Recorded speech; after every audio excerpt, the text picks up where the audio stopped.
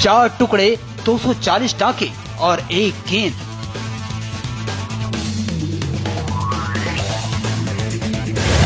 भुवनेश्वर, ईशांत और उमेश को स्विंग कैसे मिलती है? बॉल कर दिया। कपिल, कुंबले और हरभजन की फेवरेट गेंद कैसे बनती है?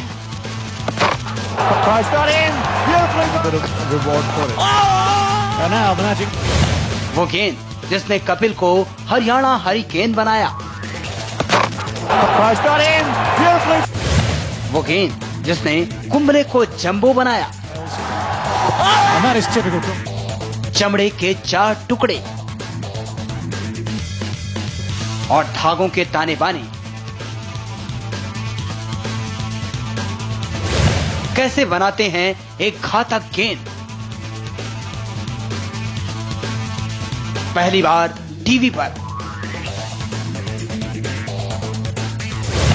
लाल गेंद की अनदेखी कहानी। आपको बता दें कि दुनिया में सिर्फ 3 तरह की गेंदों का इस्तेमाल होता है क्रिकेट में। एक है ड्यूक बॉल, दूसरी कोकापुरा बॉल और तीसरी भारत की एसजी गेंद, यानी ये गेंद जो इस वक्त मेरे हाथ में है। इसी गेंद पर टिका होता है मैच का पूरा दारोमदार। इसी एक गेंद के पीछे होते हैं 22 खिलाड़ी। लेकिन कभी आपने सोचा कि यह छोटी सी गेंद बनती कैसे है? तो आइए आज हम आपको दिखाते हैं इस गेंद के बनने की वो कहानी जो आपने आज तक नहीं देखी होगी।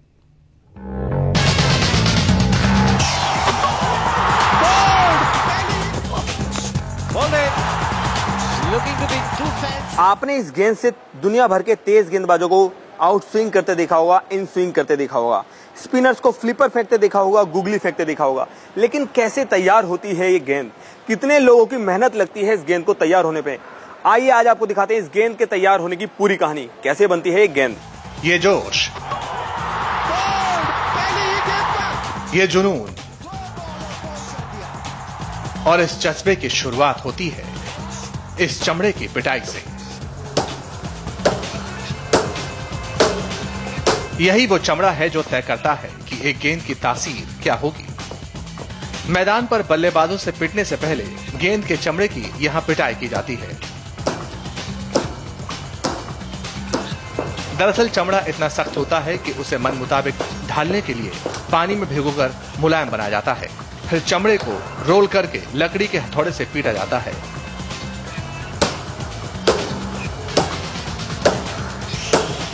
ऐसा चमड़े को कई बार किया जाता है ताकि चमड़ा और मुलायम हो सके।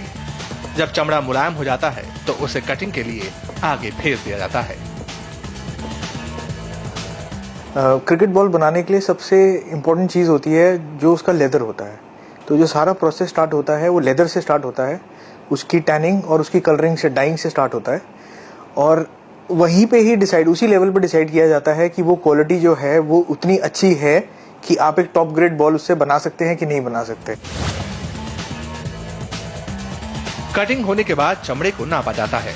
अक्सर ये काम किसी अनुभवी आदमी से करवाया जाता है ताकि गेंद की माप में कोई चूक न हो सके।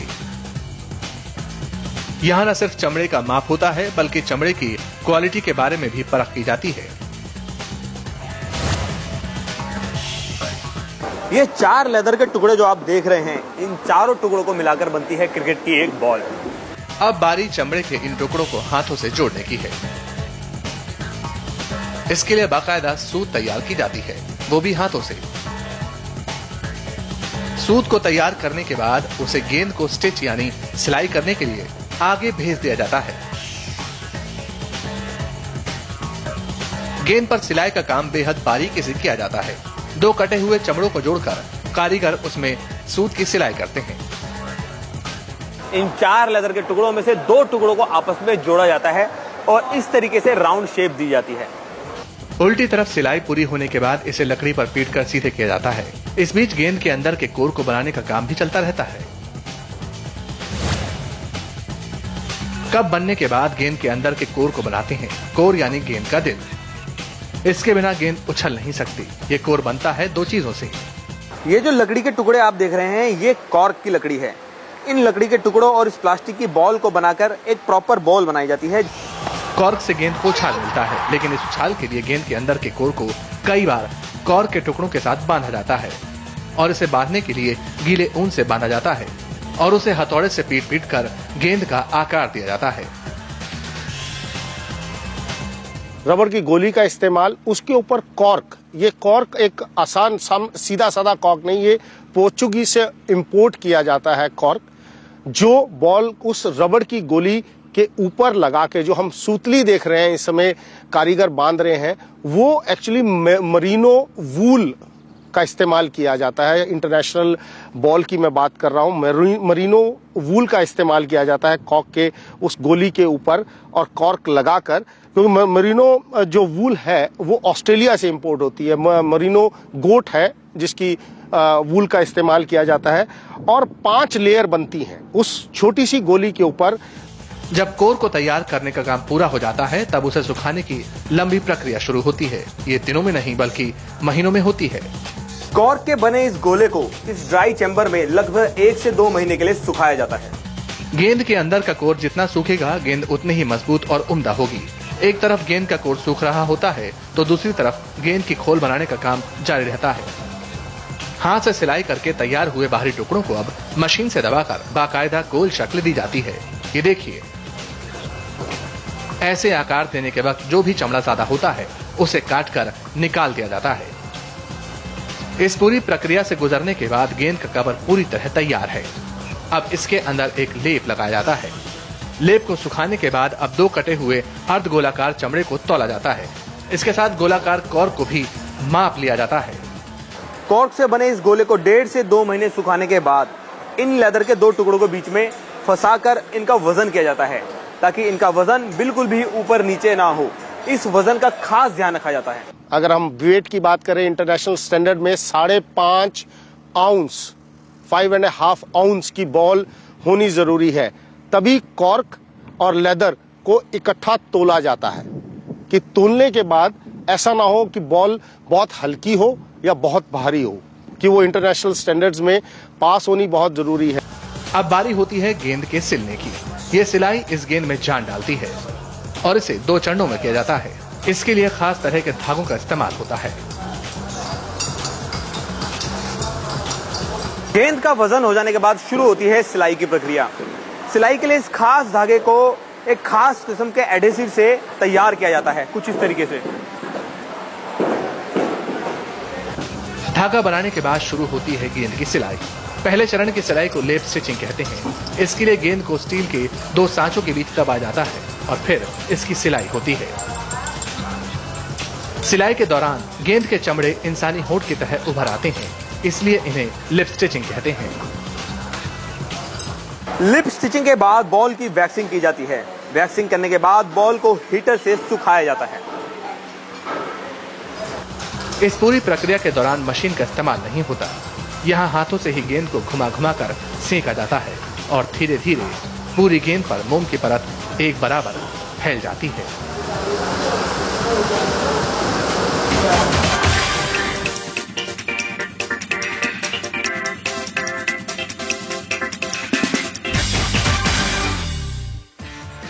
आग में तपने के बाद गेंद का रंग देखने लायक होता है।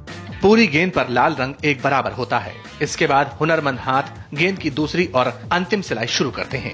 ये देखिए, गेंद के दोनों सिरों पर डबल सिलाई हो रही है। सफेद धागे लाल गेंद पर 2 लाइनों के तौर पर सिले जाते हैं। यहीं तैयार होती है गेंद की सीम, जिससे मिलती है गेंद को स्विंग।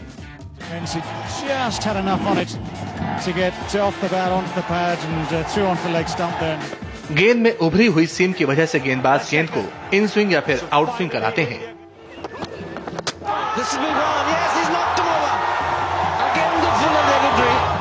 इसी सिलाई के दम पर गुगली भी फेंकी जाती है।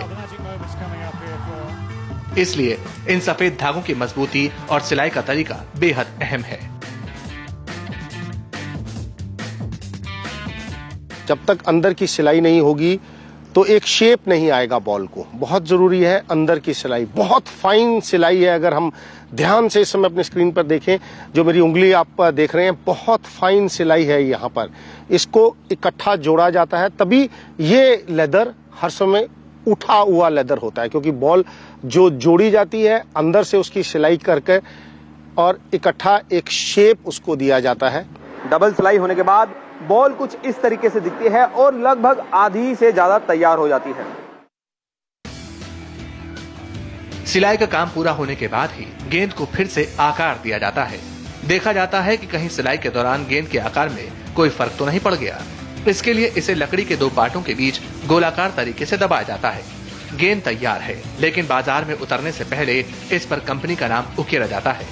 गेंद पर सुनहरे रंग से कंपनी अपना नाम और गेंद का प्रकार छापती है और फिर गेंद को अंतिम तौर पर एक और पॉलिशिंग के जरिए चमका जाता है। और लीजिए, चमचमाती हुई लाल रंग की गेंद तैयार है आपके खेलने के लिए। जब ये बॉल बाहर आता है, मेरे हाथ में आया या कपिल देव के हाथ में आया तो 434 विकेट निकाली जाती है। किसी के हाथ में आता है, वही बॉल से बहुत पिटाई खानी पड़ती है। एक कारीगर ने बॉल बनाकर मार्केट में जरूर भेज दिया, अब गेंदबाज के हाथ में है, उससे पिटाई खाए या विकेट निकाले। 9 या 10 राउंड की मेहनत के बाद और लगभग 2 महीने तक कारीगरों के हाथ में रहने के बाद ये गेंद तैयार होती है। ये वही गेंद है जिससे अनिल कुंबले ने 600 से ज्यादा विकेट और कपिल देव ने 400 से ज्यादा विकेट लिए हैं। तो ये थी बॉल के बनने की पूरी कहानी। कैमरामैन अनिल कुमार के साथ नितिन भारद्वाज, इंडिया टीवी, मेरठ।